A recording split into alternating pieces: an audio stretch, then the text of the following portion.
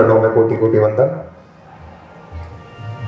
आदरणीय, मेरा जो प्रश्न है कि अभी समाज में बड़ी विसंगति जो है व्याप्त हो रही है, तो इन विसंगतियों का अंत किस प्रकार हो सकता है, इस विषय पर सभी प्रकार से आप अपना आशीर्वाद प्रदान करें। विसंगतियाँ क्या हैं?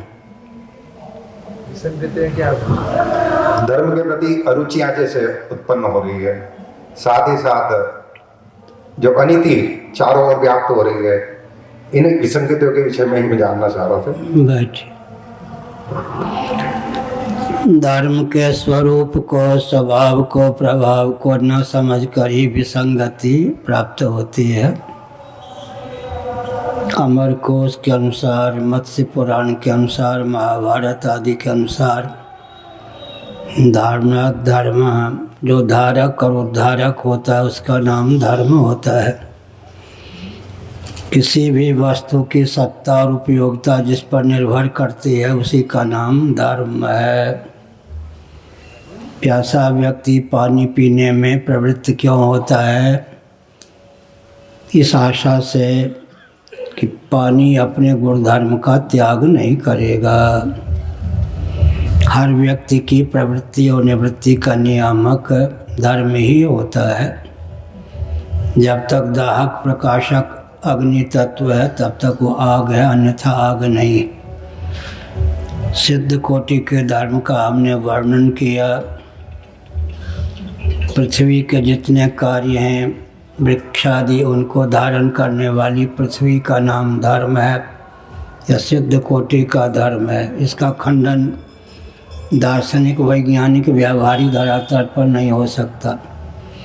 पृथ्वी को धारण करने वाला सन्निकट निर्विशेष पानी है, जल है, उसका नाम धर्म है कठोपनिषद के अनुसार। जल को धारण करने वाला सन्निकट निर्विशेष अग्नि तत्व है, उसका नाम धर्म है। अग्नि को धारण करने वाला सन्निकट निर्विशेष पवन या वायु तत्व है, उसका नाम धर्म है।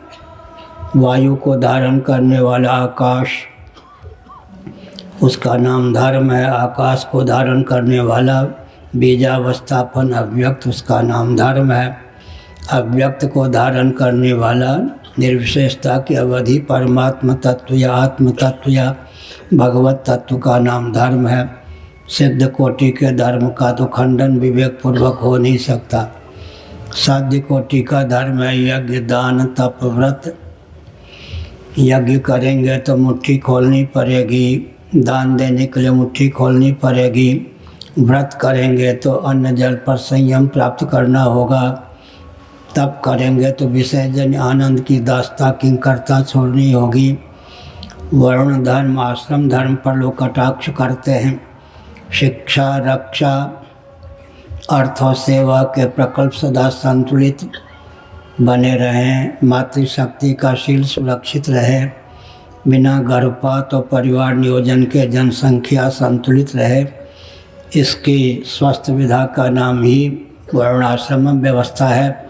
इस रॉकेट, कंप्यूटर, एटम, मोबाइल के युग में भी वर्णाश्रम धर्म की उपयोगिता पूर्ववत है। America, Britain, Germany, Japan, France, जहाँ परंपरा से वर्णाश्रम व्यवस्था विलुप्त है, वहाँ शिक्षा, रक्षा, अर्थ और सेवा के प्रकल्प को क्रियान्वित करने के लिए कृत्रिम ब्राह्मण, क्षत्रिय, वैश्य, शूद्र बनाने की आवश्यकता है।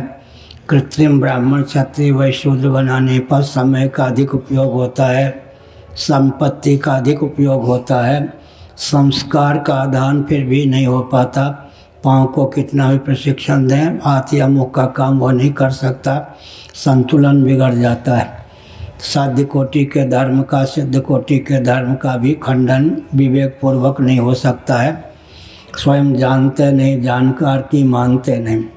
साथ ही साथ सनातन धर्म में फल चौर्य नहीं है, फल से किसी को वंचित नहीं किया गया। भगवत गीता में भगवान श्री कृष्ण का वचन है, स्वे स्वे कर्मणि अभिरता संसिद्धिम लभते नरः स्वकर्मणा तम अभ्यर्च्य सिद्धिम विन्दति मानवः तेऽपि यान्ति पराम गतिम। जो व्यक्ति अपने वर्णाश्रमोचित दायित्व का, कर्तव्य का निर्वहन करता है, उसका अंतःकरण शुद्ध होता है, उसे लौकिक उत्कर्ष प्राप्त होता है, परलौकिक उत्कर्ष प्राप्त होता है। चित्त इतना शुद्ध और समाहित होता है कि भगवत तत्व के परिमार्जन का बल और वेग प्राप्त होता है। किस दृष्टि से धर्म का कोई खंडन कर सकता है? नेत्र अगर अपने गुण धर्म का त्याग कर दे तो अंधा हम रहेंगे, वाक अपने गुण धर्म का त्याग कर दे तो क्या होगा?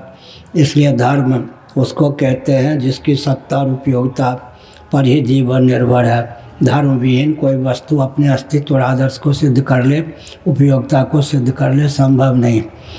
तत्व पक्षपातो ही स्वभावोदयम, बुद्धि का और जीव का स्वभाव है तत्व का तथ्य का पक्षधर होना।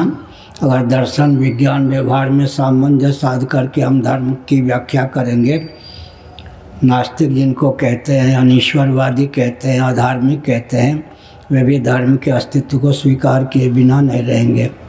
साथ ही साथ अनीश्वरवादी जो ईश्वर को नहीं मानते, उन्हें सोचना चाहिए कि उनकी चाह का जो मौलिक विषय है उसी का नाम तो ईश्वर है।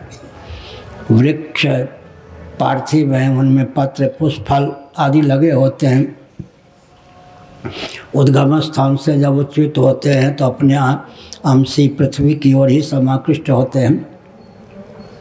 जल की धारा स्वभावतः समुद्र की ओर अग्रसर होती है। अग्नि की ज्वाला स्वभावतः नभोमंडल में विद्यमान आदित्य की ओर कर्षित होती है। व्यष्टि प्राण पवन का आकर्षण केंद्र समष्टि प्राण पवन ही है।